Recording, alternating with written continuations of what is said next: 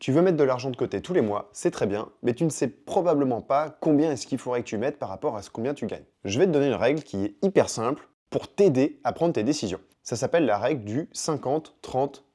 On va partir d'un revenu de 1800 € net par mois en guise d'exemple et on va le découper en 3 parties.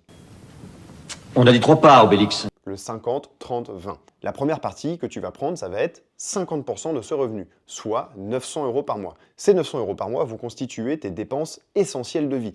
Ton loyer, ta nourriture courante, ton abonnement de téléphone, internet, ta voiture, ton essence, tout ce qui va te permettre de vivre tous les mois sans extra. Ensuite, tu vas prendre 30% que tu vas consacrer aux loisirs et au plaisir. Dans notre exemple, ça fait 540 € par mois que tu vas pouvoir consacrer au shopping, les restos, les vacances c'est important, et autres petits plaisirs de la vie. Et pour finir, tu vas prendre 20% de ton revenu que tu vas consacrer à ton épargne. Dans notre exemple, ça fait 360 € que tu dois répartir selon moi dans cet ordre-là. En premier, il faut que tu mettes de côté une épargne de précaution, entre 3 à 6 mois de salaire.